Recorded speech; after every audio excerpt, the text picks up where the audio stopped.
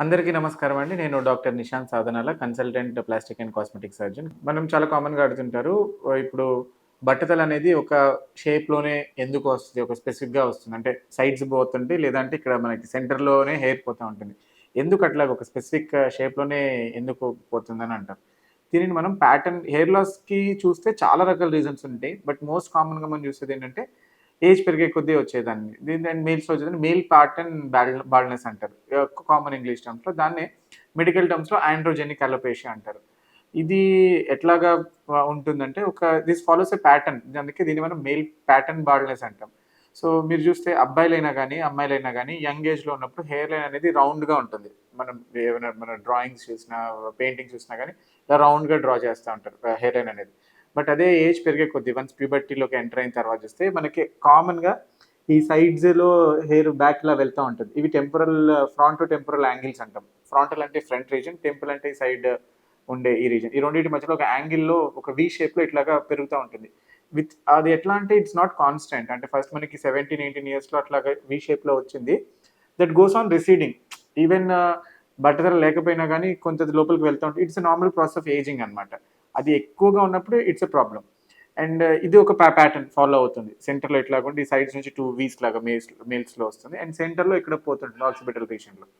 ఇది ఎందుకు ప్యాటర్న్ బాల్డ్‌నెస్‌కి కారణాలు ఏంటిదనంటే ఇట్స్ మోస్ట్‌లీ మేల్స్‌లో ఇట్స్ హార్మోనల్ డిపెండెంట్. అందరికీ తెలుసు మేల్ హార్మోన్ టెస్టోస్టెరాన్ ఉంటుంది. ఇట్స్ వెరీ ఎసెన్షియల్ హార్మోన్ ఉంటుంది.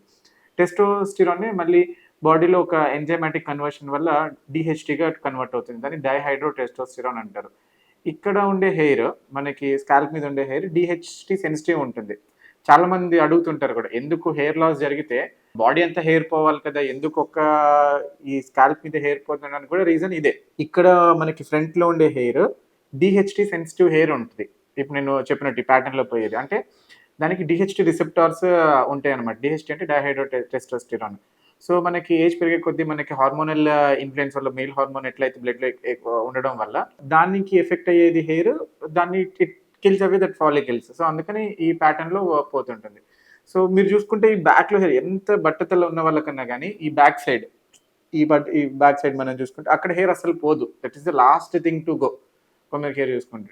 అది డీహెచ్టీ రెసిస్టెంట్ హెయిర్ ఉంటుంది. దాంట్లో డీహెచ్టీ రిసెప్టార్స్ ఉండవు. Testosterone receptors. అట్లాగే సేమ్ మన అదర్ బాడీ హెయిర్ మన బియర్డ్ మీద గాని ఛాతీ మీద ఉండే హెయిర్స్ గాని, బాడీ మీద ఎక్కడ ఉన్న హెయిర్స్ ఉండేవి. వాటికి ఈ డీహెచ్టీ సెన్సిటివ్ హెయిర్ కాదు. సో, అందుకని ఈ హెయిర్ ఇట్లాగే ఒక షేప్‌లో పోతుంది. ప్యాటర్న్ బాల్డ్‌నెస్ అనేది ఒక మేల్స్‌లోనేనా, ఫీమేల్స్‌లో కూడా ఉండొచ్చా? ఫీమేల్స్‌లో కూడా ప్యాటర్న్ బాల్డ్‌నెస్ అనేది ఉంటుంది. ప్యాటర్న్ అంటే ఒక పర్టిక్యులర్ షేప్‌లో పోవడం అనేది. ఇది కూడా అంత కామనెస్ట్ థింగ్ కాదు. బట్ ఫీమేల్స్‌లో సెకండ్ మోస్ట్ కామన్ అని చెప్పొచ్చు. కొంచెం స్ట్రెస్ ఇవన్నీ ఫ్యాక్టర్స్ గనుక ఎక్స్‌క్లూడ్ చేసుకుంటే. ఈ సెంటర్ ఆఫ్ ద అంటే మన పార్టిషన్ పాపిడి ఎక్కడైతే తీసుకుంటామో ఆ పార్ట్‌లో హెయిర్ థిన్నింగ్ అనేది కామన్‌గా నోటీస్ చేస్తా ఉంటారు. అది ఎట్లా అంటే ఒక ఇన్వర్టెడ్ వి షేప్‌లో, ఒక పిరమిడ్ షేప్‌లో అంటే కామన్‌గా ఏంటంటే ఒక క్రిస్మస్ ట్రీ ప్యాటర్న్ అంటామనమాట. ఆ షేప్‌లో హెయిర్ లాస్ అనేది జరుగుతుంటది. అది కూడా సేమ్ రీజన్ ఏంటంటే ఇందాక మనం మేల్స్‌లో చెప్పినట్టు డీహెచ్టీ సెన్సిటివిటీని బట్టే. అంటే ఫీమేల్స్‌లో మరి మేల్ హార్మోన్ ఎట్లా వస్తది అనంటే యెస్. ఫీమేల్స్‌లో కూడా మేల్ హార్మోన్ అనేది కొంత ప్రొడ్యూస్ అవుతుంది. But not to extent males బ్లడ్‌లో ఉన్నట్టు కాకుండా. ఈవెన్ మేల్స్‌లో కూడా ఫీమేల్ సెక్స్ హార్మోన్ అనేది ప్రొడ్యూస్ అవుతుంది. బట్ కానీ ఫీమేల్స్‌లో లెవెల్స్ ఎక్కువ ఉంటాయి. ఫీమేల్స్‌లో మేల్ సెక్స్ హార్మోన్ లెవెల్స్ ఎప్పుడు పెరుగుతాయి? అంటే సపోజ్ మెనోపాజ్ అయిపోయిన తర్వాత అంటే పీరియడ్స్ ఆగిపోయిన తర్వాత కానీ, లేదా అండర్‌లయింగ్ మెడికల్ కండిషన్స్ పీసీఓఎస్ అట్లా ఉండి ఓవరీస్ సరిగ్గా ఫంక్షన్ చేయకపోతే relative excess of male hormones ఉంటాయి కంపారిటివ్‌గా. సో, అట్లాంటి ఉన్నప్పుడు ఈ పర్టిక్యులర్ ఈ ప్యాటర్న్ బాల్డ్‌నెస్ అనేది కూడా ఫీమేల్స్‌లో చూస్తాం. బట్ కాకపోతే ఫీమేల్స్‌లో డీహెచ్టీ సెన్సిటివిటీ తక్కువగా ఉంటుంది సెంటర్‌లో కాబట్టి చాలా తక్కువగా హెయిర్ లాస్ ఉంటుంది. అదే మేల్స్‌లో అయితే డీహెచ్టీ సెన్సిటివిటీ ఎక్కువ ఉంటుంది కాబట్టి ఈ షేప్‌లో పోతుంది. కొంతమంది హెయిర్ ట్రాన్స్‌ప్లాంట్ వచ్చేవాళ్ళు అడుగుతారు. మాకు హెయిర్ లైన్ డిజైన్ చేసేటప్పుడు ఇలా రౌండ్‌గా ఉండాలండి కంప్లీట్‌గా అన్నట్టని అంటారు. అసలు ఇక్కడ యాంగిల్స్‌లో పోతుంది. ఇది మొత్తం ఈ వి షేప్ పోయేది మొత్తాన్ని క్లోజ్ చేసేయండి. హెయిర్ గ్రాఫ్ట్స్ పెట్టని అంటారు. నేను ఇలా వచ్చేవాళ్ళకి అందరికీ చెప్తాను. అసలు అట్లా చేయకూడదు. ఇట్స్ అన్‌నాచురల్ థింగ్ అని చెప్పని అంటాం. ఎందుకంటే ఎవరిలో చూసుకున్నా 14 ఇయర్స్ తర్వాత ఈ వి షేప్ అనేది స్టార్ట్ అవుతా ఉంటుంది. అది పెట్టడం న్యాచురల్‌గా ఉంటుందనమాట. కాకపోతే చాలా ఎక్కువ పెరిగిందని కొంచెం తగ్గిస్తాం గానీ, ఇట్స్ నాట్ దట్ కంప్లీట్‌లీ ఈ రౌండ్ షేప్‌లో పెట్టడం అనేది ఇట్ బికమ్స్ లైక్ ఐదర్ పిల్లల హెయిర్ లైన్ లాగా ఉంటుంది. లేదా ఫీమేల్స్‌లో ఉండే హెయిర్ లైన్ లాగన్నా ఉంటుంది.